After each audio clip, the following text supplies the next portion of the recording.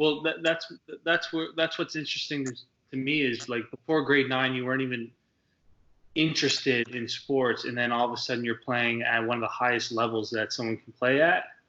So clearly, like you ended up really like liking the sport. Like, would you say you fell in love with it, or was like where was that change, or what caused that?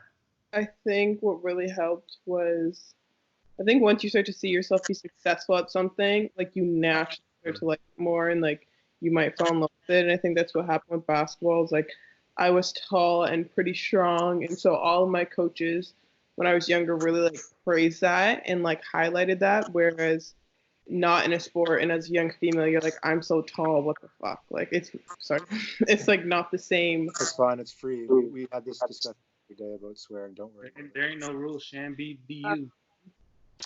But I find for young girls when they're tall, like you're taller than all the boys, like you're like the giant. And then when you get into basketball, it's a different world where it's like it's such a benefit and a bonus. And I think at that young age, that was like a confidence building thing for me too. Yeah, like go in a little on that, because like were you always like, how did you feel being like the tallest girl, like taller than some of the guys? Like, did that play on your confidence as a girl at that age, or what?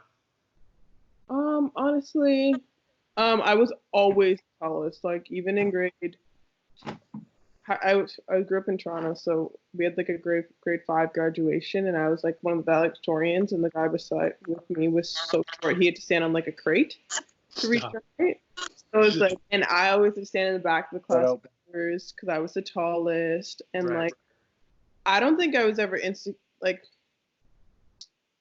I don't think I was actually ever insecure with it, because I think it also like on the flip side of it, it was like I always looked older than I was.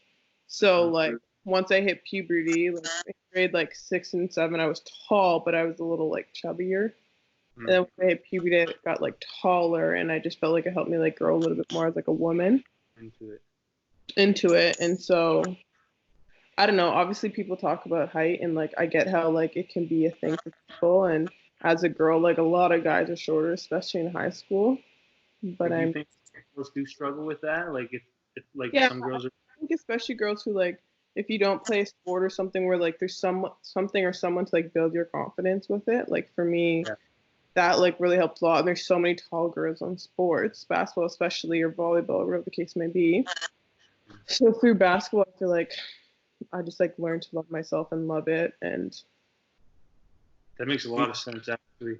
Do you find that anybody in high school, your high school basketball team, like coaches that helped build that helped kind of erect that confidence and tell you like, listen, like this can be good for you, this can help you go somewhere, or anything like that? Was there anybody like that's just who you are that kind of led you to SMU in a sense? Like my senior high school coach Fetters, he's amazing, and my rep basketball coach junior, they both really praised my height and like told me to utilize it, and essentially like if I wasn't playing well, they'd be like look what you have and use your strength and don't waste it. And I think I just have always kept that in my mind, like you have this potential, like put it to use. And I think that just resonates with like everything. And you started seeing success, right? So you're like, man, this is actually paying off to my benefit. Yeah, and then it's just like a lot of it is just like so in your own head, like before a game you're speaking to yourself, or in a matchup in the post, like having a bit of pride, like this girl's like 5'8", I'm 11, like let's go. Like those moments you're just like talk to yourself like that, like before games and stuff, or like what was your mental? You know what, you just look at people and you're like, you're at the bottom of the food chain and I'm at the top in terms of size. Like you can't, like there's no comparison. In competitive sport, I think in your own head you have to think like I got this, or because if you think like you're naturally not going to perform to the best of your ability. So obviously if I ever had a matchup with a girl who was like 6'4", to me I'm like, okay, it's going to be a challenge. So for me, I'm like, imagine her perspective. She's going to automatically assume because you're bigger than her that there's some sort of advantage you have. So like utilize that like mental weakness that they'll have. Here's a crazy spin on that. Like that makes sense. In the context of sports, it makes sense to have a mindset like, yo, I'm going to kill this. Yeah.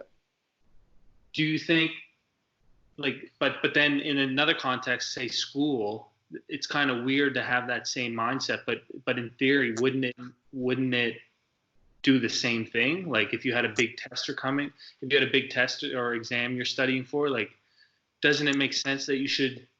But it's almost weird to be like, yo, fuck this exam, like I'm gonna kill it, like this, Yeah. you can't touch me, right? But like, doesn't, like, what do you think as someone in like law school or post secondary? I think the difference is like your comfort zone. So with basketball, like I became comfortable with it, and like as I said, like once you start to see success, you feel it, and like you know what you did to get there. And I think it's a lot easier in basketball to just think that you can keep going versus like education because courses are so different, professors are so different, exams and papers are so different. So Almost I like, don't really walk into anything like I'm gonna body this. Um, like you go in confident and like trust your capabilities. But I just think it's also a different world. Like it might be easier for someone who grew up amongst a whole family who was like extremely educated or everybody had like a university background and like grew up in that like ambiance of like that type of mindset. mm, But that's not how I. Um, I was gonna say, you say usually you were taller and stronger than most of the competition that you faced. Throughout, like you went to SMU, right? And you guys won some AUS championships Yeah.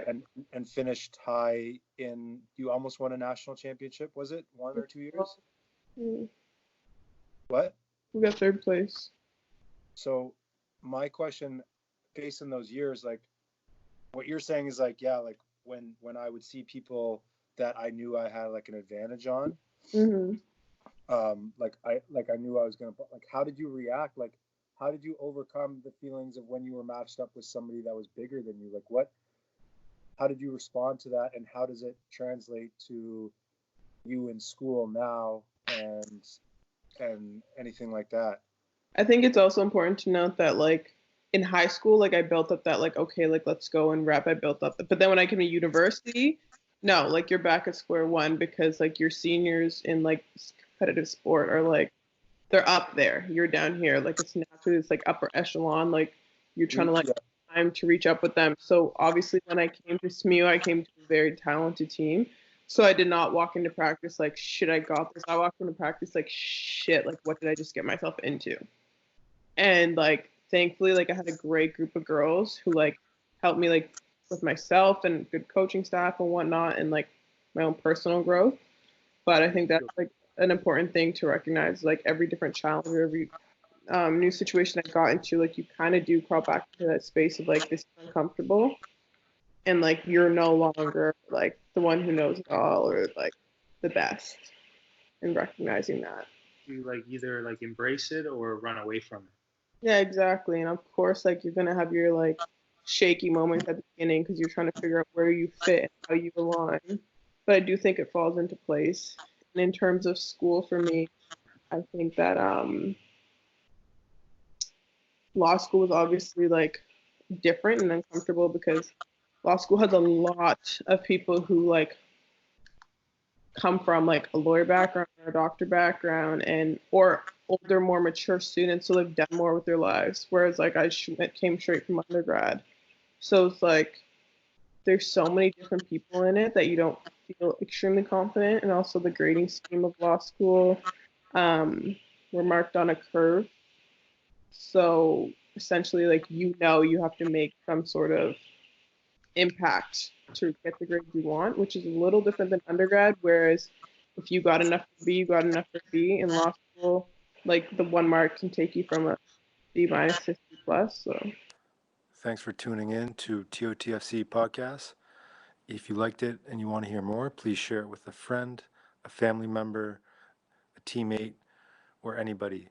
Like the video, consider subscribing to TOTFC podcast.